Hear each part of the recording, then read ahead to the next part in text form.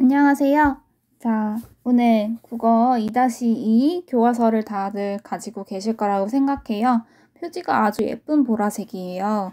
요 표지를 한 장 넘겨서 일단 반번호 1은 교과서에 다 쓰셨는지 모르겠어요. 방학을 지나고 여러분하고 학교에서 만나서 즐겁게 가벼운 마음으로 인사도 하고 또 방학 어떻게 보냈는지 대화도 나누고 하고 싶었는데 선생님은 지금 아직 방학 중이고요. 이 영상을 찍는 시점에서는 곧 우리가 개학을 며칠 앞두고 있는 상황이에요.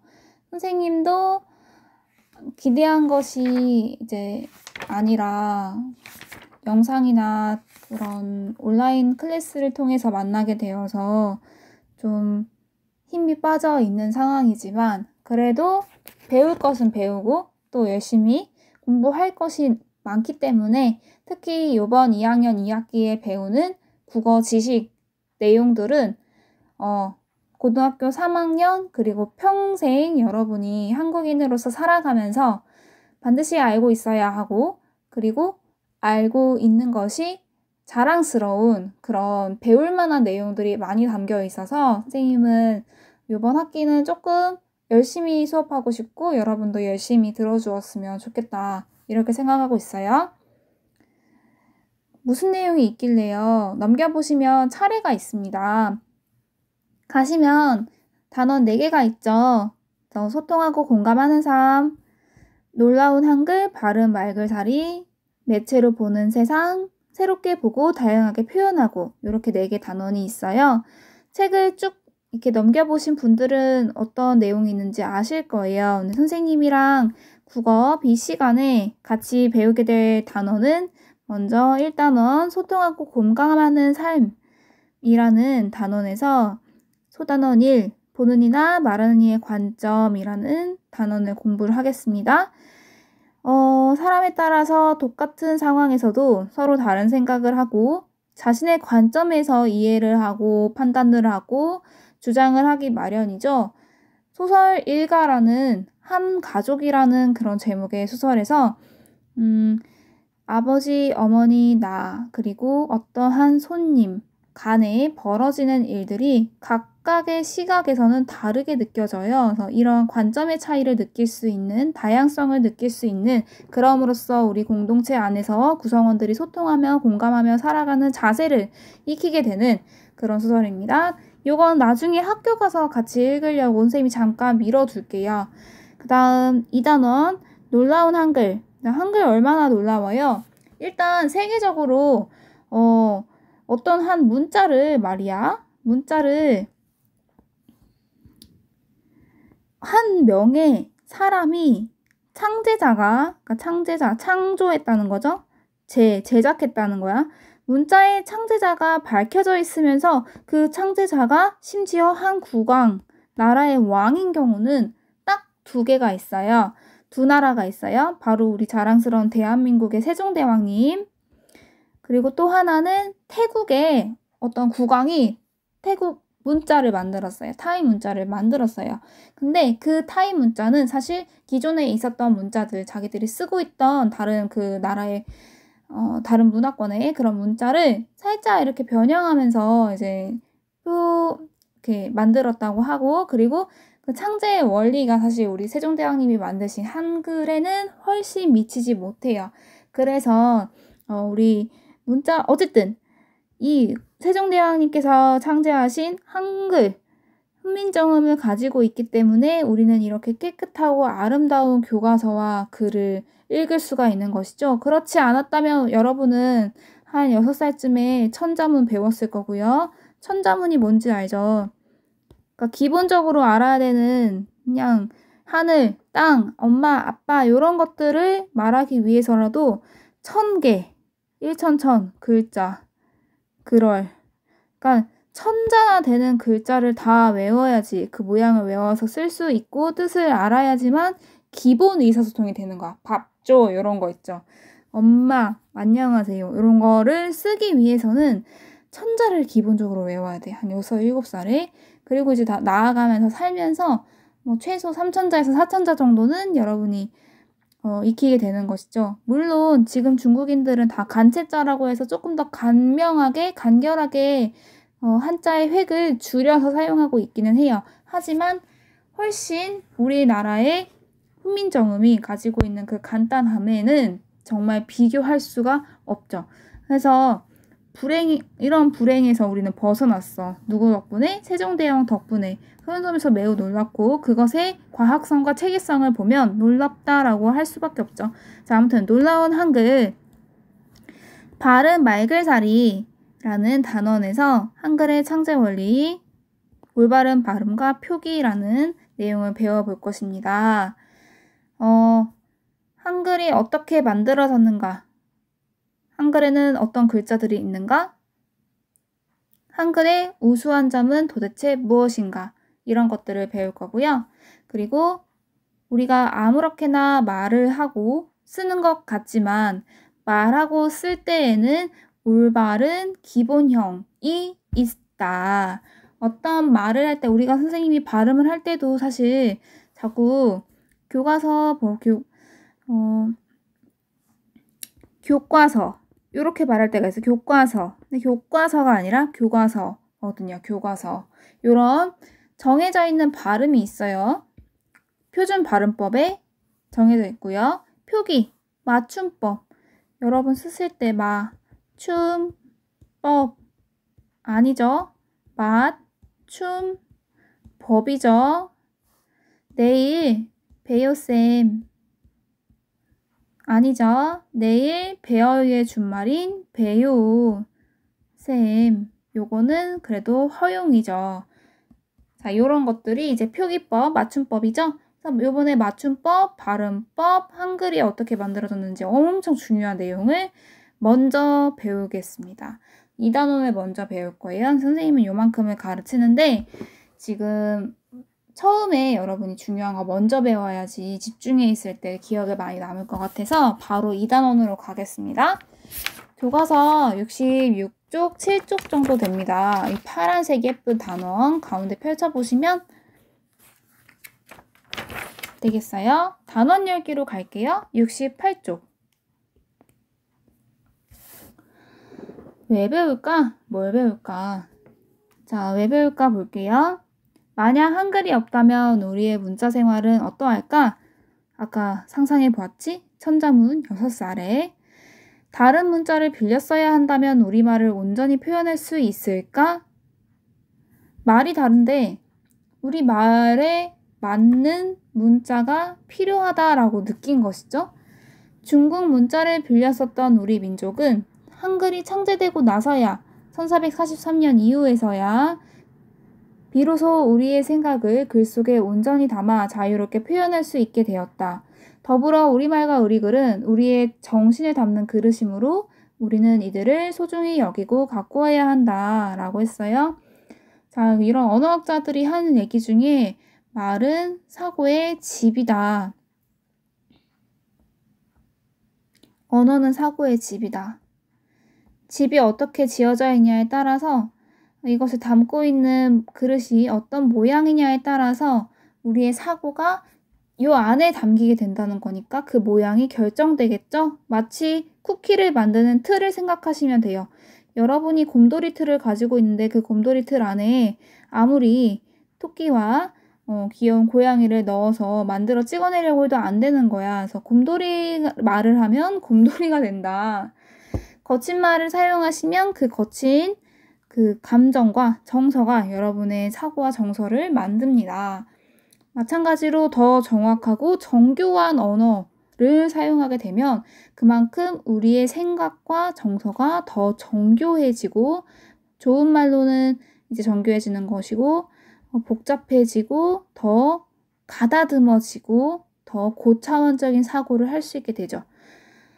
자, 아무튼 그래서 정확한 것도 중요하고요. 올바르게 사용하는 것도 중요하죠. 우리말을 발음하거나 표기할 때에는 사람마다 제각기 쓰면 알아보기가 힘들겠죠? 여러 사람이 원활하게 의사소통할 수 있도록 정해놓은 규칙이 있습니다. 이러한 규칙에 따라 정확하게 발음하고 표현하는 것은 우리말과 우리 글을 사랑하는 방법이자 바른 말글살이를 위해 우리가 반드시 지녀야 할 태도다라고 했어요. 자, 그래서 이 단원에서는 한글의 창제 원리와 특성을 배우고 한글의 우수성을 탐구하며 일상에서 자주 틀리는 발음이나 표기를 바로잡고 올바른 발음과 표기를 알아보겠다. 외울 게 많아요. 한글의 창제 원리로 가겠습니다. 한 장 넘겨서 70쪽. 자, 여러분. 먼저 여러분 한글을 뭐 일상적으로 사용하는데 뭘 또 배우냐 뭐 이렇게 생각하실 수도 있을 것 같아요. 과연 일상적으로 잘 쓰고 있는지 한번 점검을 해볼게요. 이게 왜 이럴까? 자, 먼저 왼쪽 그 오른쪽에 빈칸이 많죠. 여기다가 여러분이 알고 있는 한글 자음과 모음을 모두 적어봅시다. 순서대로요. 먼저 자음. 자음에는 뭐가 있어요? 선생님 이런 거를 가나다라 마바사 모르세요? 아시죠? 기역, 니은, 디귿, 리을, 디귿, 리을, 마, 바, 사, 아, 자, 자, 가, 타, 파, 하. 모르십니까? 아시죠? 자, 그럼 모음은요? 아야오요, 오요우유, 의이 모르십니까? 아시죠? 선생님 근데 여기서 좀 빼진 게 있는 것 같아요. 끄뜨뿌스쯔는요. 복합자음 있죠? 복합자음. 그런 거를 보고 된소리를 내는 그런 자음들을 복합자음이라고 해요. 끄뜨뿌스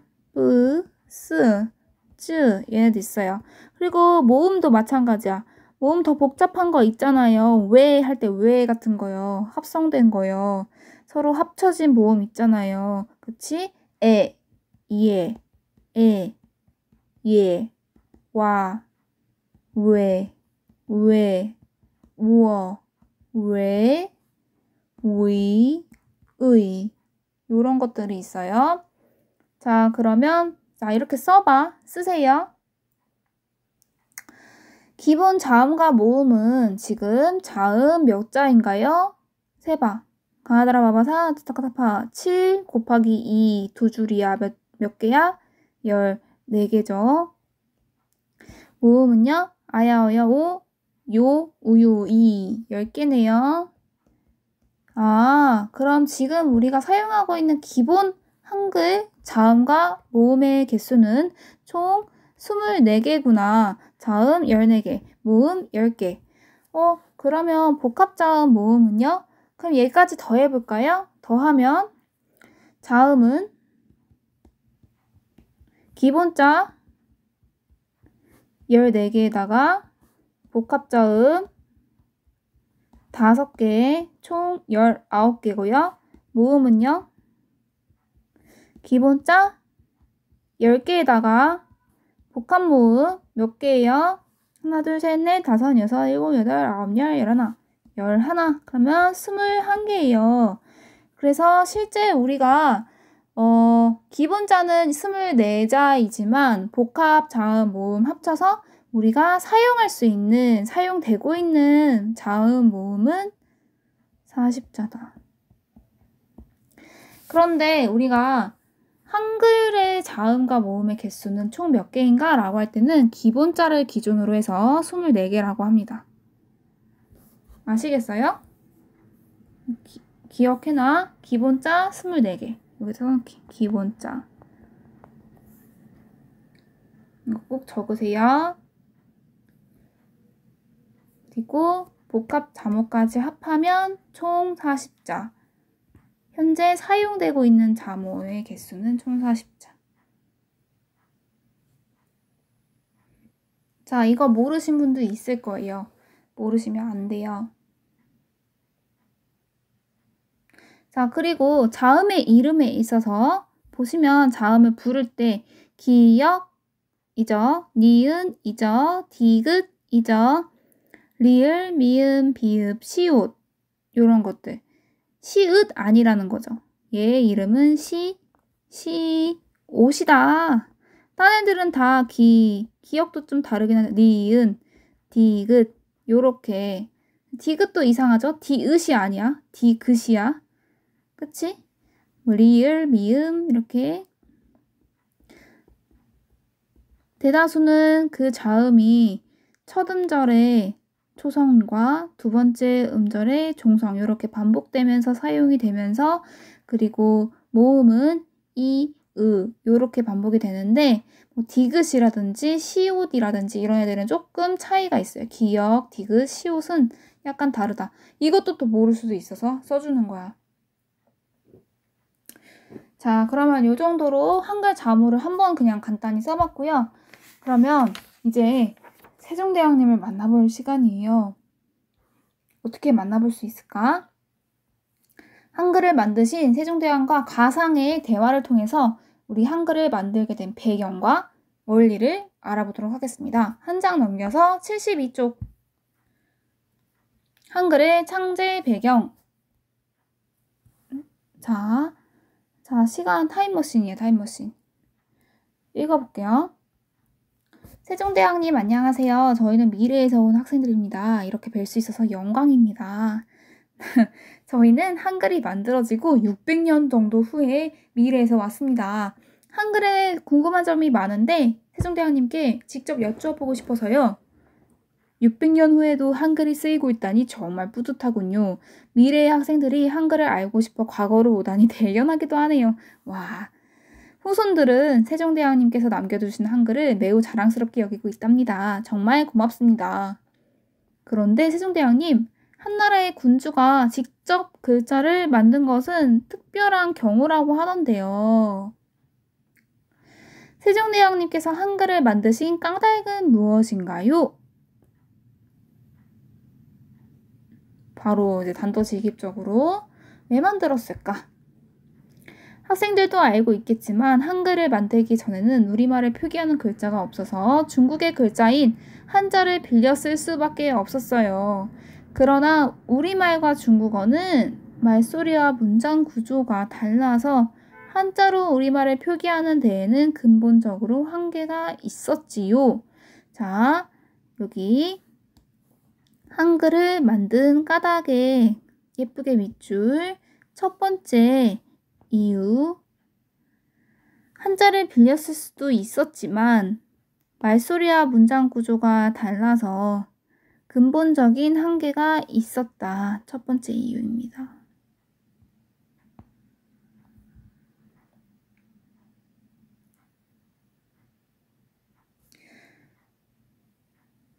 자, 어순도 다르고요. 소리도 다르죠? 중국어 뭐 쉬 말이잖아.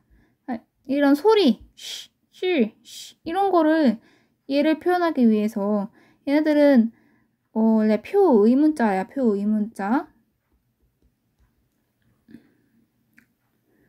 그래서 만약에 나아다고 생각해봐. 나아. 이거는 우리가 읽는 방법이야. 나아. 근데 걔네는 우어라고 하잖아요. 우어. 그러니까 그 한자는 이렇게 이루어져 있어. 글자 모양. 그러니까 글자죠. 글자랑 소리랑 뜻. 이 세 개를 다 외워야 돼. 한자니까. 우어. 나를 말하려고 하면 이걸 써야 되는 거죠. 이 한자 글자를 외워서 우리는. 근데 우리가 봐봐. 당연히 다르잖아. 한자에서는 워야. 중국어에서는 어야. 그러니까 중국어에서는 이 소리도 다르고. 근데 우리는 나를 말하려고 하는데 이거를 쓰면 얘의 소리는 워란 말이야. 아란 말이야. 아에 가깝단 말이야. 완전 다르잖아요. 너무 복잡하고 외워야 되고. 어렵지 당연히. 외국어예요. 외국 문자. 당연하죠? 정말 그랬겠네요. 다른 나라의 문자로는 우리의 생각을 자유롭게 표현하기가 어려웠을 것 같아요. 더욱이 한자는 글자 수가 수만 자에 이르잖아요. 이를 모두 익히는 것도 쉽지 않았겠어요. 못하죠. 그렇죠. 양반이 아니고서야 그 어려운 한자를 배울 기회가 없죠. 특히 가난한 일반 백성은 온종일 일하느라 한자를 배울 시간조차 낼 수 없었어요. 그러다 보니 백성 대부분이 글을 읽지 못했고 그 때문에 억울한 일을 당하는 적도 많았어요. 자, 글자를 만든 두 번째 이유입니다. 일단 한자 수는 너무나 많고 그래서 양반같이 하루 종일 놀고 먹고 글을 읽는 게 1인 사람들이야. 하루에 10시간씩 한자를 배우고 소학, 언해 이런 거 공부하면서 논어, 맹자 이런 거 읽을 수 있지만 그때 당시에 우리 태어났으면 산업공상에서 농공상에 해당할 가능성이 높잖아? 그러면은 아침 8시부터 저녁 6시까지 해가 있는 동안에는 계속 밭일을 해야 되는데 밭일, 논일, 노동을 하고 언제 피곤해가지고 앉아가지고 천자문부터 외우고 앉아있어요? 글씨를 쓸 수 있는 그 종이도 없고 붓도 없는데 그런 거 다 돈 주고 사야 되잖아. 먹고 살기 바쁜데 어떻게 배워요? 그런 걸 보면 사실 요즘같이 세종대왕님이 600년 후에 우리의 모습을 보면 깜짝 놀라실 거야. 그치? 한글을 기본적으로 우리가 4살 때, 5살 때 배우고 깨치고 익히고 할 수 있는 만큼 우리는 너무 교육에 문이 열려 있는 수준이 아니라 교육을 강제받고 있잖아. 교육을 할 수 있는, 그러니까 하루 종일 인생이 배움의 연속으로 살아가는 너무나 조금이라고 나머지 시간은 배우고 자신을 개발하고 내가 하고 싶은 게 뭔지 찾아보고 그런 시간을 쏟는 양반처럼 모두가 살고 있는 그런 세상이 온 거죠. 자, 그리고 심지어 배우지 못하고 그 배우지 못함으로 인해서 억울한 일들이 많았다. 그러니까 어떤 방을 붙여놔. 오늘부터 요거 금지 이랬는데 이걸 못 읽어요. 그래서 그냥 또 이 행동을 해. 그러면은 너 이걸 읽지 못했냐? 바로 잡아가서 막 고초를 당하고 이런 경우도 있고 자신의 그 땅을 사고 팔고 이런 등등 어떤 그래도 나름대로의 공적인 계약서가 있을 거 아니에요? 그런 것들이 따로 없다 보니까 알아보지 못하다 보니까 좀 당하는 경우도 있고 이랬겠죠. 양반에게 철저하게 착취당할 수밖에 없는 배우지 못하고 알지 못하니까 그런 불쌍한 백성들을 사랑하는 마음이 있었기 때문에 애민 정신이라고 하죠.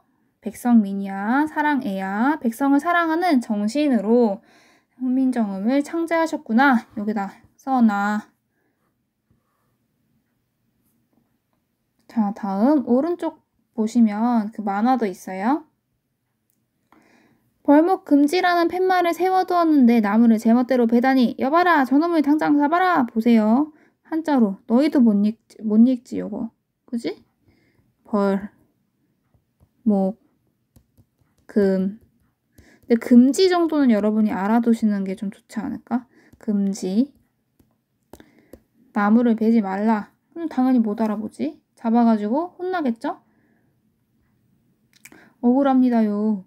소희는 까막눈이라 어쩌고 이렇게 맞았어요.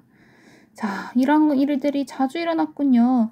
맞아요. 또한 글자를 모르니 평생 책을 한 권도 읽지 못한 백성도 많았어요. 근데 사람이 책을 읽어야 똑똑해지고 지혜로워진단 말이지. 그리고 나라도 발전할 거 아니야. 맞지? 뭔가 연구가 돼야지. 과학이라는 게 생기기 위해서는 기초를 배워야지 과학적인 그 이론이 설립이 되고 이론을 적용하는 어떤 기술이 만들어지는 거 아니에요?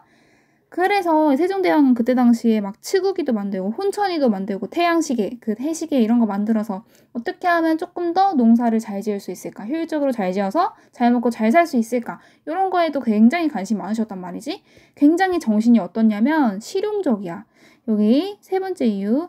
나는 모든 백성이 책을 읽으면서 상강무륜과 같은 유교의 기본적인 도리를 배우고 지혜로워지길 바랐어요.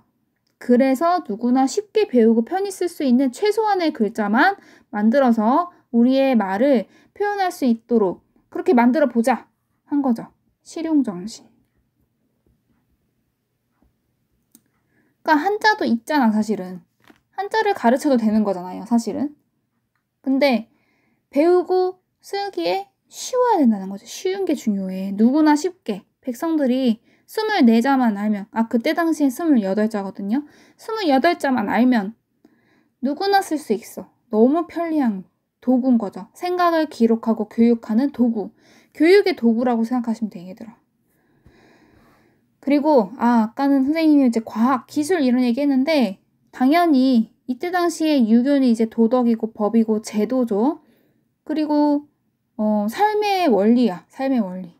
그런 삶의 원리를 배우게끔 해서 이 사람들이 삶을 좀 지혜롭게, 정직하게, 예쁘게 잘 사는 우리 나라를 만들고 싶다. 이런 생각이 있으셨겠죠? 자, 세종대왕님의 의견에 신하들도 찬성했나요? 자, 여기까지 어떻게 되냐면 한글을 만든 까닭 1, 2, 3번이었어요. 첫 번째, 우리말과 중국어는 다른 언어다. 중국어에 맞게 만들어진 한자를 가지고 우리말을 쓰는 것은 어렵다. 너무 어렵다. 두 번째, 그렇게 어렵다 보니 백성 대부분은 글을 읽지 못해 억울한 일을 당했다. 이런 불쌍한 백성들이 배워서 억울한 일을 당하지 않고 자신의 뜻을 펴게 하기 위하여 만들었다. 애민정신. 근데 여기다 선생님 하나 더 써야 되네. 중국어와는 다르게 우리는 다르다. 중국어와 우리 말은 다르기 때문에 우리 말에 맞는 그런 문자가 필요하다. 이거를 우리가 자주적인 정신을 가지고 있다라고 표현해요. 자주정신.